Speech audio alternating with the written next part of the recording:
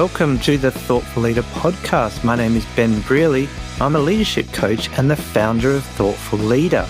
The Thoughtful Leader podcast is all about short, sharp leadership advice because thoughtful leadership is good leadership.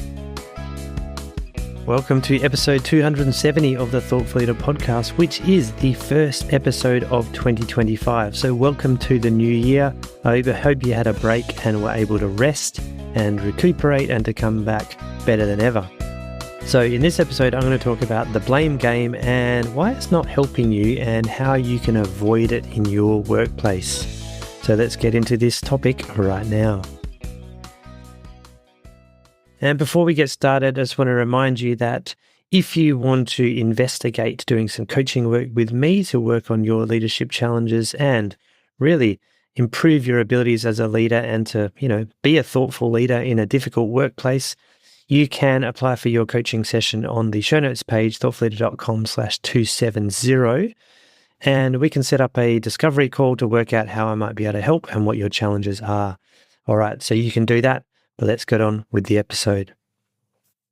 So when you put a bunch of people together in one workplace, you're going to see conflict at some point. And after conflict happens, we often see people and teams playing the blame game. And that is pointing fingers at other teams, arguing about who should have done what and when. And while this is a natural reaction, it's not really helpful. And while it doesn't feel nice to be blamed, it's important to realize the blame game is not helping you either, even if you're not the one in the wrong. So why do people play this blame game? Well, it's a natural defense mechanism.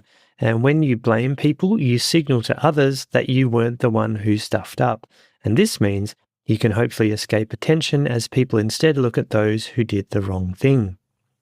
So that sounds good, right? You're just letting everyone know who was wrong so that they can be properly informed.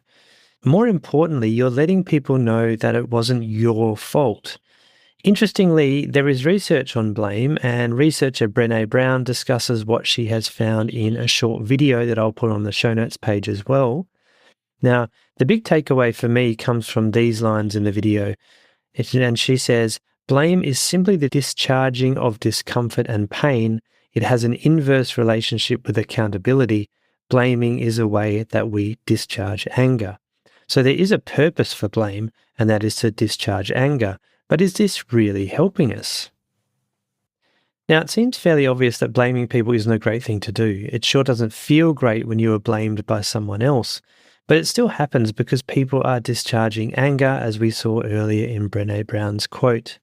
So next, I want to take a look at some of the issues with the blame game that you may not have considered.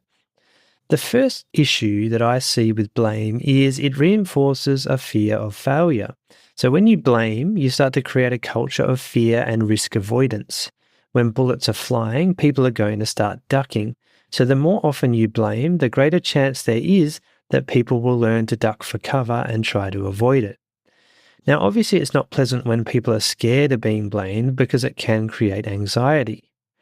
But an important side effect of blame is that it means people are more tentative. They are scared to try new things because if they go wrong, they'll be blamed for them. And let's face it, when you try new things, there is a chance that something might go wrong because you're in unfamiliar territory. Now, if you work in a place where people say, this is the way we've always done it, there's a good chance that they're not comfortable changing, and one of the reasons just might be that the blame game is in full effect.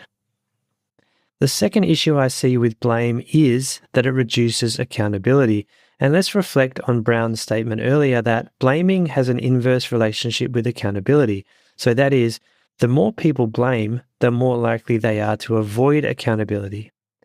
Now, at first I was a little bit confused by this line, but on reflection, it actually makes a lot of sense.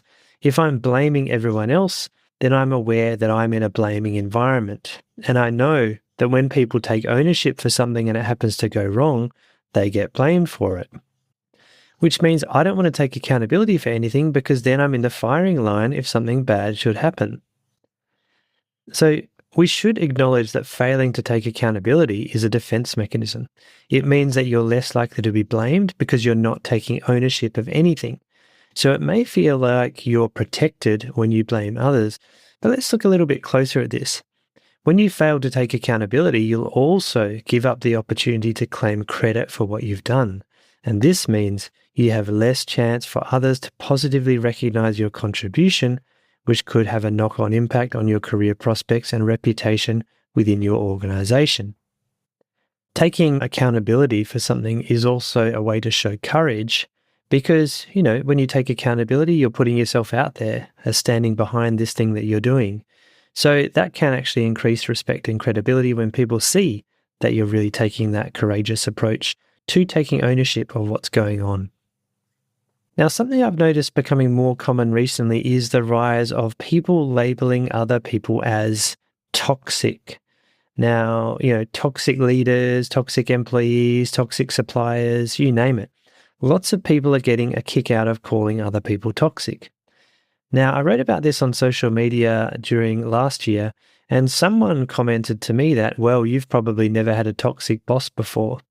Now, this made me laugh because I've been writing about thoughtful leadership for 10 years now, mostly because of the bad leadership I was seeing and experiences in workplaces. Now, the problem I have with this toxic blame game is that when we point blame at others, we completely take the focus off ourselves. When we dismiss someone as a toxic leader or employee, we are essentially giving them zero credibility. And what we're doing is we're saying that their opinion doesn't matter because they are broken individuals who have nothing to offer. Now, do you see what's happening here? This means that we can let ourselves off the hook because anything they say or do is lacking in credibility. So do you see what's going on here?